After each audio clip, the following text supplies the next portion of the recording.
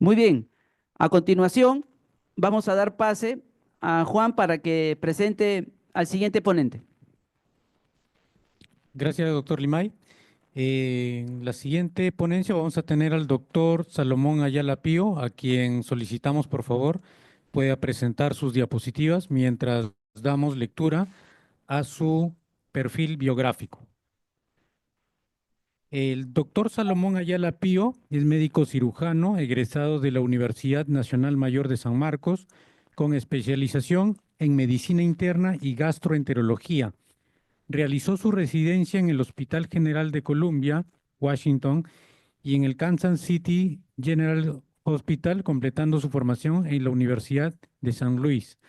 Se ha desempeñado como médico gastroenterólogo en el Instituto Peruano de Seguridad Social y ha sido presidente del Comité de Plantas Medicinales de dicha institución. Además, cuenta con una maestría en medicina por la Universidad San Martín de Porres. Ha ejercido la docencia en la Facultad de Medicina de la Universidad Nacional Mayor de San Marcos en las áreas de gastroenterología y farmacología.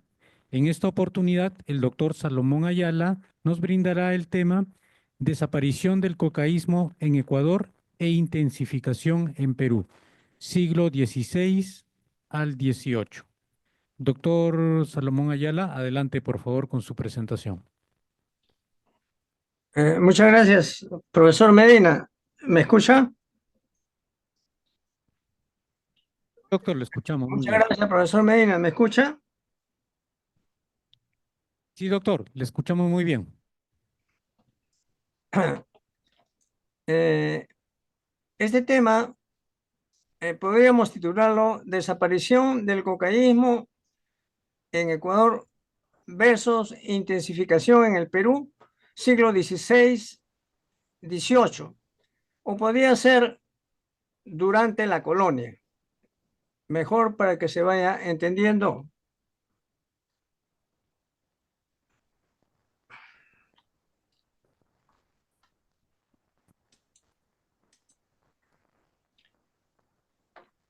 Geográficamente, ¿en qué sitios encontraron los españoles cuando llegaron a esta parte del mundo cultivos de coca y uso de la coca? Existía en zonas aisladas de un vasto territorio de Colombia, Venezuela, Brasil, Ecuador, Perú y Bolivia, el norte de Chile y el norte de Argentina, y posiblemente en Nicaragua. Era muy extensa la zona en que ya existía el cultivo de coca y el uso de la coca. El cocaísmo es un fenómeno social complejo. Carlos Gutiérrez Noriega señaló: las toxicomanías colectivas se desarrollan bajo la influencia de sucesos históricos y económicos, constituyéndose en un fenómeno social complejo que se puede investigar en los aspectos históricos, sociológicos, antropológicos, biológicos. Dentro de los sociológicos mencionaba culturales, antropogeográficos, económicos, psicosociales, nutritivos, y agregaremos nosotros también aspectos religiosos. Es decir, este fenómeno del hábito, de las toxicomanías en el mundo ha sido muy complejo y también se ha presentado de acuerdo a varias situaciones psicológicas de las colectividades de esas épocas. Por ejemplo, en el caso del opio, se ha presentado en la gente que es más o menos tranquila, más o menos pasiva. Por ejemplo, el caso del alcoholismo se ha presentado en gente que tiene bastante actividad, ¿no? De acuerdo a su psicología, dice Gutiérrez Noriega, se presentan estos tipos de drogas.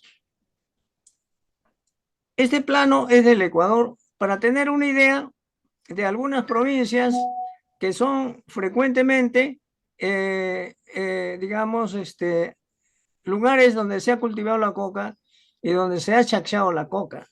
Por ejemplo, acá tenemos la provincia de Santa Elena, acá la provincia de Manabí, en la costa también, la provincia de las Esmeraldas, también en la costa, al norte, cerca de la frontera con Colombia, la provincia de Carchi, la provincia de Imbabura, ¿no? Acá está la provincia de Pichincha, donde está la ciudad de Quito actualmente también, ¿no? Por este lado está Sucumbios, la provincia de Sucumbios, por este lado está la provincia de Pastaza, ¿no? Y diversas provincias donde se cultivaba la coca. El cultivo y uso de la coca se encontraba difundido en el Ecuador al inicio de la colonia. Por ejemplo, en el valle de Chota y Mira, ¿no? Que estaba al norte de Ecuador. En el valle de Jugones y Alausi. La evidencia arqueológica existió en recipientes, o también llamados poporos, que contenían cal o una sustancia alcalina, que era la yipta o la tocra que ellos usaban, ¿no? También se encontraba chuspas, sobre todo en las momias, en los cementerios, todas estas evidencias arqueológicas, ¿no? Para decir que allí, de alguna manera, hubo coca. La cultura Valdivia, la cultura Las Vegas, en la provincia de Santa Elena, aquí en la parte de la costa, en la parte inferior de Ecuador, la cultura chorrera, Machalilla, más o menos calculado entre 1000 a 300 años antes de Cristo. Allí ya se encontraba la cerámica con el bolo en la mejilla, el clásico, ¿no? La clásica cerámica. También había en la cultura Bahía y Tolita, por acá, ¿no? En la provincia de las Esmeraldas, ¿no? La provincia de las Esmeraldas está más o menos en la costa alta, en la superior del plano, ¿no? También el río Pastaza, ¿no? El río Pastaza por acá, ¿no? En esta parte de Ecuador, la provincia de Pastaza, el río Quijos, que en ese tiempo tanto tenía el cultivo de coca en su valle, que le pusieron el nombre de río Coca. En Pinampiro, por acá, en Pinampiro, en Quilca, en Salinas, etc., etc. ¿Cuál fue la evolución de la coca en el Perú y en Ecuador? La coca, apreciada por las culturas indígenas como hoja sagrada, confiere fuerza y valor extraordinario, resistencia al hambre y la fatiga, favorece la integración social de la comunidad y sentida acción mágico-religiosa.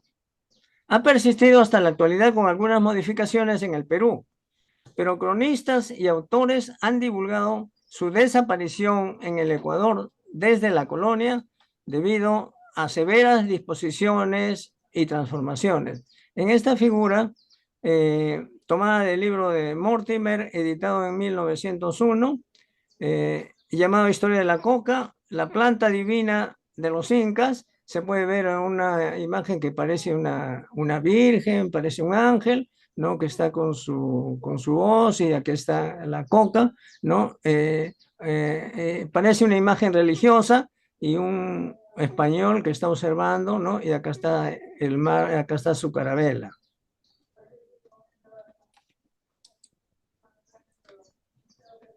¿Cuáles son las posibles razones de su desaparición en el Ecuador? La imposición de la religión. Posiblemente una causa poderosa de su extinción. Los concilios limensis de 1552, luego de intensos debates, denuncian a la coca como influencia demoníaca, intoxicante, que impide la evangelización y su cultivo ocasiona deterioro de la salud de los indígenas, pidiendo su erradicación. En esa época, el rey Felipe II no aceptó la parte de la erradicación. Habían otros intereses de los españoles para favorecer el trabajo de los indígenas. en el comercio e impuestos a la coca para la corona española. El segundo concilio limensis fue el año de 1567. Promueve una legislación más moderada, ¿no? A pesar de que los obispos siempre pedían que se erradique la coca. Vamos a ver esta. En la imagen se puede ver cómo la sorpresa del Inca Atahualpa, ¿no? Cuando un fraile le da un libro religioso, por supuesto no entiende nada, ¿no? Y lo arroja al suelo. En ese momento, el plan era atacar y matar la gran cantidad de indios que se pudiera hacer, ¿no? Quedó detenido el Inca y durante 9 meses estuvieron esperando que llegue el oro y la plata para el cuarto de rescate. En 1626 se produjo una drástica prohibición religiosa y civil en la audiencia de Quito. Llegó un licenciado e inquisidor llamado Juan de Mañosca, que luego de formar tribunales en Cartagena y en Lima, llegó a la audiencia de Quito. Observó que el vicio había llegado hasta dominicos y agustinos. Con superpoderes apresó a autoridades y frailes y estableció el Santo Oficio de la Inquisición en Quito. Este accionar autoritario, civil y religioso, con normas dadas por el rey Felipe II contra la idolatría y la cosmología de los nativos. Ordenó una estricta prohibición al cultivo y el uso de la coca en la audiencia de Quito.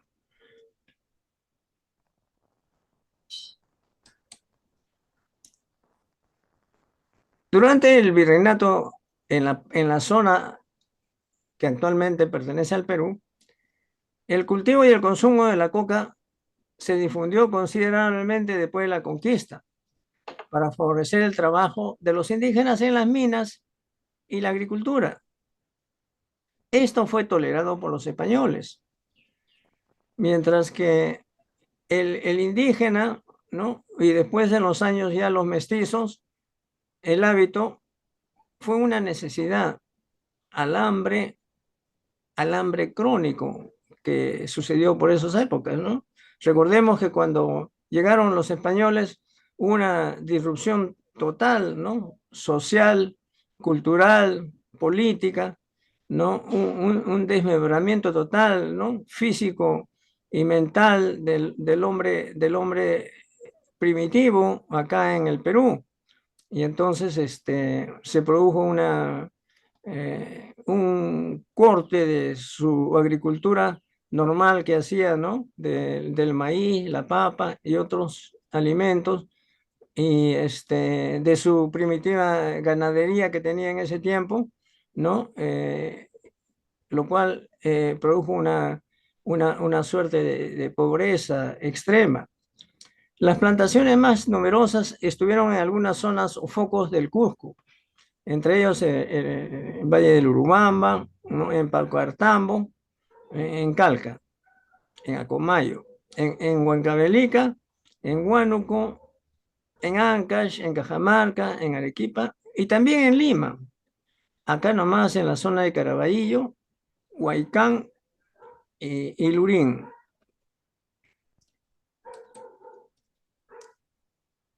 El año de 1735 llegó a la audiencia de Quito una expedición científica de la Condamine con un botánico Yusió y el capitán Antonio de Ulloa.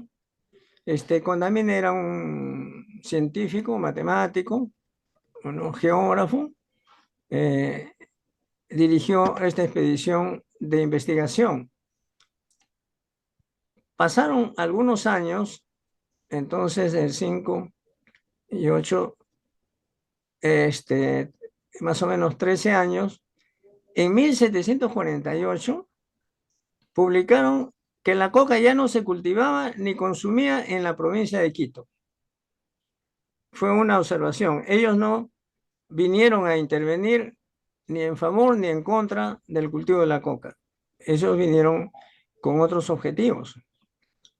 El historiador ecuatoriano Manuel Vázquez señala que entre los años de 1626 y 1748 se dieron las restricciones y transformaciones más intensamente en el Ecuador. Figura de la Condamine y figura de el investigador, historiador Manuel Vázquez.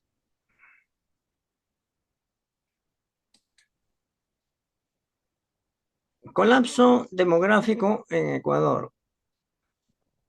La mitigación del hambre, la sed, la fatiga, que posterga la demanda de descanso, alimentación, de bebidas, más el trabajo prolongado, intenso, provocaron un deterioro físico y moral. La hambruna. En la audiencia de Quito fue descrita por Juan de Ulloa en 1743. Las enfermedades epidémicas como la viruela, el sarampión, el tifus, la difteria, redujeron drásticamente la población. En la audiencia de Quito se calcula que de 1.5 millones de habitantes se había reducido a 217.000, más o menos un 80% a finales del siglo XVI.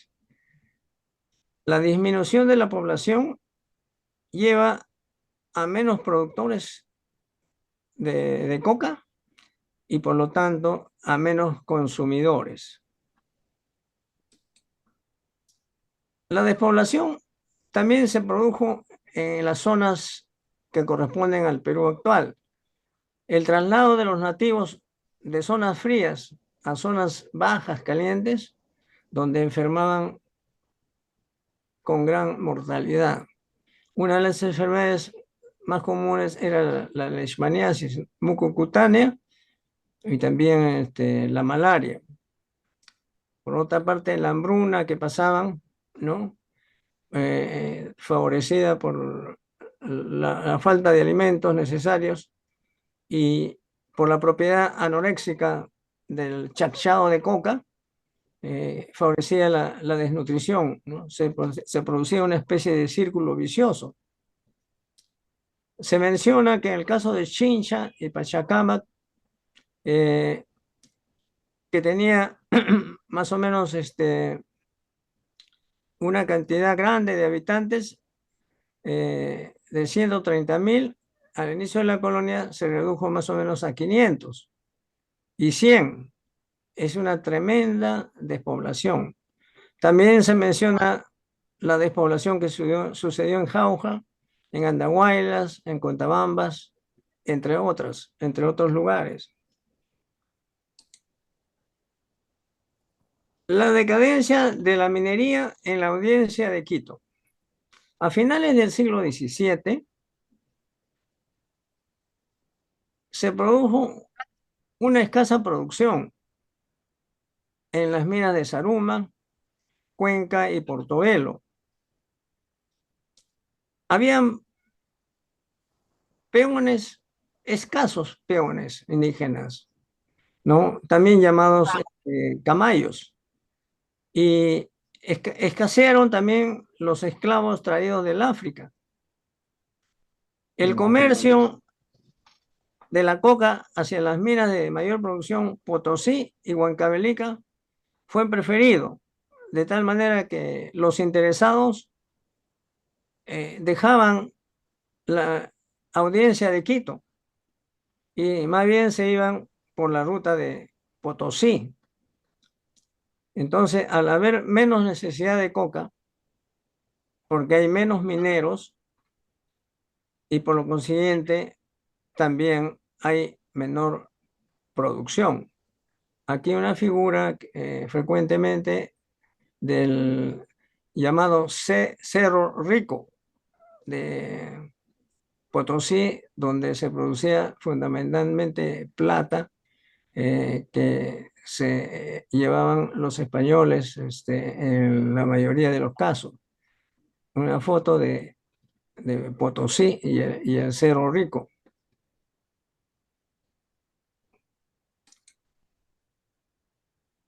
¿Qué más iba sucediendo en esas épocas en la zona de la audiencia de Quito? En los siglos XVII y XVIII hubo una competencia de cultivos con mayor rentabilidad. Los alimentos se produjeron y se cultivaron varios cereales. Se cultivaron papas, lentejas, yucas, frutas, etc. En la sierra, maíz, trigo, cebada, quinoa, con lo cual mejora la alimentación del pueblo en esas zonas. Entonces, se comenzó a dejar el cultivo de algodón, se comenzó a dejar el cultivo de coca y también el cultivo de ají, porque se prefirió cultivar más maíz y los españoles preferían el cultivo de uva, de aceituna y de caña de azúcar, ¿no? En esa época ya se produjo el aceite de oliva y también se produjo bastante vino que gustaban ya a los españoles, a los mestizos, a los criollos, ¿no? Porque los nativos preferían la chicha, una chicha similar a la chicha de jora. También en esa época tuvieron éxito los jesuitas con el cultivo de la caña de azúcar en los valles del río Chota y Mira. Mucho apoyo tuvieron de los esclavos africanos, además de los indígenas mestizos. En esta época ellos aprovecharon de que estos sitios tenían buena irrigación, que posiblemente viene de la época incaica o de la época pre-incaica. Y ya estaba hecho eso, y eso les facilitó de tal manera que tuvieron mucho éxito, aunque fue también temporal, ¿no? Porque después decayó el cultivo de caña de azúcar y fracasó, ¿no? Y los jesuitas en una época fueron expulsados por el rey Felipe. Los intereses de los colonizadores, o sea, de los españoles, le interesaba la ganadería, la carne, la lana. Se creó una verdadera industria textil en la zona de Quito, destinada al mercado andino, autorizada por el rey, por las ordenanzas oficiales, ¿no? Mientras que favorecieron la parte de la coca para las minas de Potosí y Huancavelica al sur del virreinato. De todos estos factores deben haber contribuido porque al final de la colonia la coca ya no se cultivó comercialmente. O sea que la colonia similar es en Ecuador y en el Perú. Más o menos la independencia de Ecuador fue declarada en 1808, ¿no? Y en el Perú más o menos 1821, ¿no? Autores ecuatorianos en el siglo XX confirman la extinción del cocaísmo. Asimismo, un indigenista, Garcés, en 1948 publica El indio ecuatoriano y la coca. Escribe, en la actualidad no existe coca en ninguna parte del país. Arguye que la buena consistencia física del individuo ecuatoriano no necesita estimulantes para trabajar. Un médico, León, en 1952, publica Historia y extinción del cocaísmo en el Ecuador. Sostiene que el cocaísmo prácticamente no existe en el Ecuador, que se encuentra libre de problemas sociales que afligen al Perú y Bolivia, ¿no? Ya conocían los problemas que tenemos. Naranjo, un médico también ecuatoriano, publica El cocaísmo entre los aborígenes de Sudamérica, su difusión y extinción en el Ecuador. Declara que la coca se extinguió en el Ecuador desde la época de la colonia por acción de la Iglesia Católica, según este autor.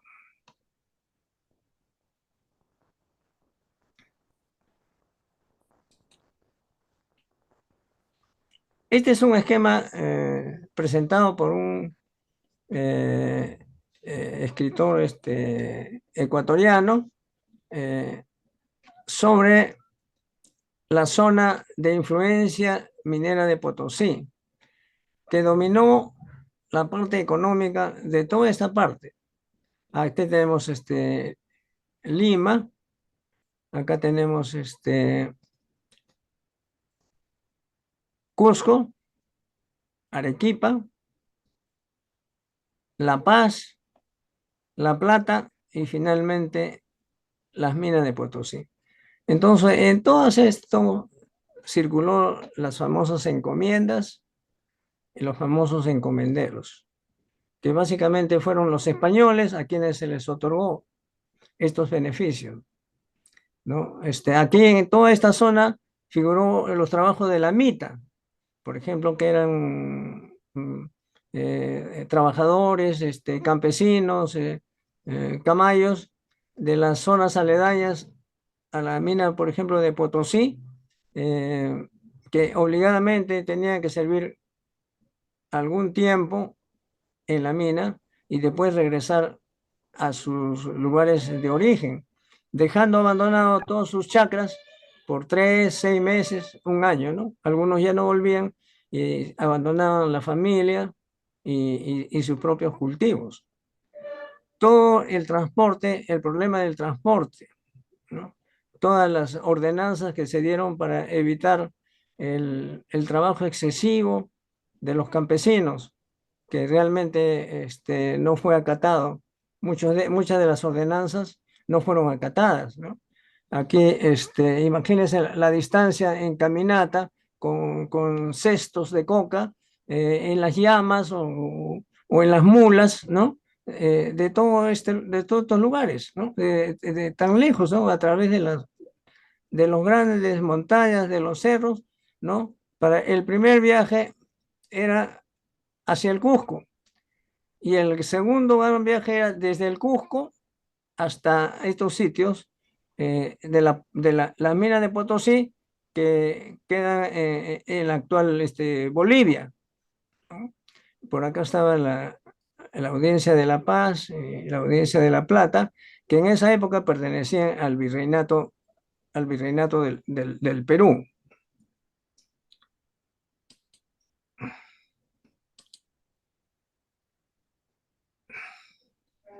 Críticos de la coca y el cocaísmo.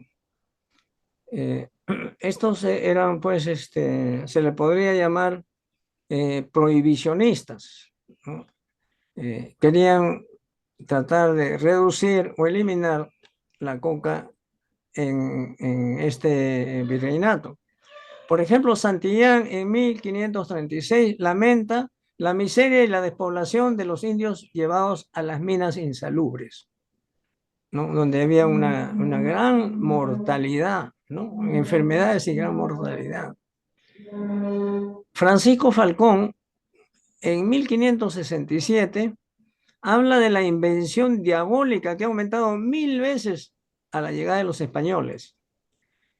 Denuncia la acción letal de los cultivos sobre los camayos, a pesar de las ordenanzas que los protegen. Promueve su restricción y manejo y mejora de la alimentación. Este funcionario, digamos, en el tercer concilio limensis, denunció los maltratos y la gran mortalidad que se producía al obligar a los camayos a cultivar en esas zonas insalubres. Por otra parte, Bartolomé de las Casas, ¿no?, religioso, fue un importante defensor de los camayos. Criticó el trabajo forzoso en las minas. Antonio Zúñiga, en 1579, afirmó que la coca carece de valor nutritivo, que es un vicio. Promueve la erradicación por impedir la evangelización cristiana y recomienda castigos. Su influencia mayor fue en la audiencia de Quito. Este religioso, Antonio Zúñiga, fue premonitorio a la época que llegó Mañosca, ¿no?, que fue el que realmente hizo un quiebre en la audiencia de Quito al prohibir totalmente el cultivo y el uso de la coca en esta audiencia. Tenemos al Marqués de Cañete y al Virrey Toledo, ¿no?, que pusieron ordenanzas que intentaron regular la vida física y espiritual de los camayos. Dentro de los apologistas más importantes tenemos a C.S. León y a un médico de Sevilla, un médico Monardes, que destaca las propiedades medicinales y eufóricas y anoréxicas en el siglo XVI, en 1580. Juan de Matienzo es en su obra extensa denominada Gobierno del Perú, fue presidente de la audiencia de Charcas. Afirmó que las propuestas prohibicionistas eran irreales y su eliminación no mantendría la economía del Perú. Fue un lobista importante de la coca. Y de él se conoce la famosa frase: si no hay coca, no habrá Perú. Garcilaso de la Vega menciona las informaciones dadas por Blas Valera en 1609, escribe diversos aspectos de la coca, la riqueza del Perú, el comercio, sus usos medicinales, etc. El fracaso de los prohibicionistas en la audiencia de Charcas y La Plata. A finales del siglo XVIII, los clérigos estaban frustrados porque el fracaso de la prohibición, ¿no?, recibieron apoyo del Virreinato de La Plata en la fase final de la revolución de Túpac Amaru, pero tuvieron una fuerte oposición que les ganó Ignacio Flores, un militar criollo, nacido acá en Quito, comandante general de la audiencia de Charcas, denunció el abuso de los corregidores y expresó que la tolerancia al uso de la coca era imperativo, o sea, era importantísimo tolerar el uso de la coca. Decía, porque si no, aumenta la delincuencia y el crimen.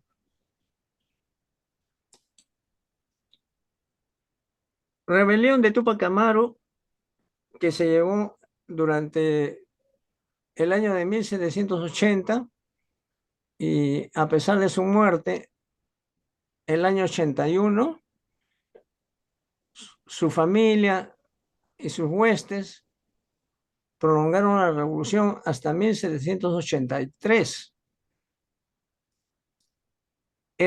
Fue un curaca de Tungazuca, mestizo, propietario de cocales, obrajes y de una cantidad grande de mulas. Debido al descontento general por los excesos de los corregidores la mita y los repartimientos de tierras, dijo en su proclama en el Cusco, al tomar prisionero a Arriaga, que después lo ejecutó. Reivindicaba la correcta aplicación de las leyes de Indias, que aunque justas, no eran acatadas. Como recordamos, Tupac Amaru era un elemento ya que seguía las costumbres españolas, ¿no? Era católico y tuvo mucho descontento cuando lo excomulgaron, cuando comenzó su revolución, ¿no? Pero a pesar de eso fue líder, buscando la independencia. En un momento ya buscaba no solamente la independencia en esta zona, sino la independencia amplia en otros países vecinos. Y pues el año de 1794, escribe disertación sobre el aspecto, cultivo, comercio y virtudes de la famosa planta del Perú, nombrada coca. Fue uno de los mayores apologistas de la coca a finales del siglo XVIII. Su publicación tuvo repercusión nacional e internacional en el siguiente siglo, ¿no? De importantes apologistas de la coca. Destacó su importancia cultural, social, uso medicinal, alivio del hambre y la fatiga, y realzando su valor económico. Unanue criticó a la Iglesia por las prohibiciones equivocadas y no científicas en la audiencia de Quito. Unanue ya había escrito artículos anteriores sobre plantas, de tal manera que este era un tercer escrito en este aspecto. Finalmente, quedaron atrás los prohibicionistas y se institucionalizó el uso de la coca. A esta altura, cesó la controversia en el virreinato del Perú, en las postrimerías de los tiempos de la colonia. Aquí se ve un dibujo de Guamán Poma de Ayala, ¿no? En que una persona ofrece hojas de coca a la otra, seguramente con una expresión de cariño, ¿no? De agradecimiento. Muchas gracias. Muchas gracias, doctor Salomón Ayala Pío, por su brillante exposición. La verdad que tenemos brillantes oradores, expositores de la historia. Es un honor estar aquí escuchándolos.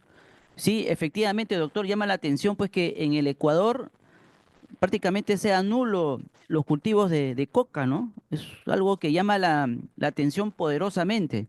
Y como usted efectivamente dice, hasta en los referentes que usted ha mencionado, de que básicamente era una proliferación de estas plantas a nivel del Perú y Bolivia. Ni siquiera en Colombia, en los tiempos ancestrales, hubo tanta coca. Parece que los incas fueron los que llevaron la coca al Ecuador y efectivamente, como usted dice, el río Coca, que es donde Orellana, perdón, Orellana con Gonzalo Pizarro inician su travesía, después solamente Orellana hacia el río Napo y después el río Amazonas. En el descubrimiento del río Amazonas ya había un río Coca, había un río Coca que ya estaba descrito, en la cual se inicia el recorrido hasta el descubrimiento del río Amazonas en el año de 1542 por Francisco de Orellana. Ya había el nombre de eso. Ellos iban buscando a la canela, ¿no? Iban buscando la canela, pensaban de que iban a encontrar la canela, porque era muy rentable encontrar la canela y en total descubren el río Amazonas, pero ya había un nombre del río Coca. Y después, efectivamente, como usted menciona, comenzó a desaparecer. Excelente, doctor, su ponencia. ¿Y alguien quiere hacer este uso de la palabra? ¿Alguien quiere intervenir?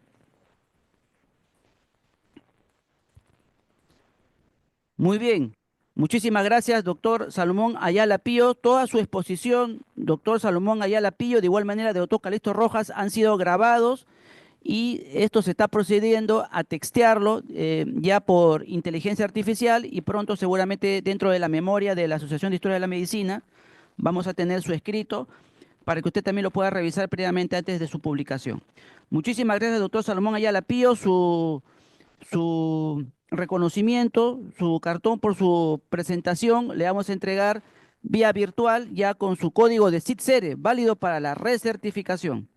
Muchísimas gracias, doctor Salomón Ayala Pío. A continuación damos paso a Juan, no sin antes pedir por favor a los ponentes que se ciñan estrictamente al tiempo, a los 25 minutos, para que puedan hacer su disertación y poder todos, porque son bastantes los ponentes, poder hacer su disertación en forma efectiva. Muchísimas gracias.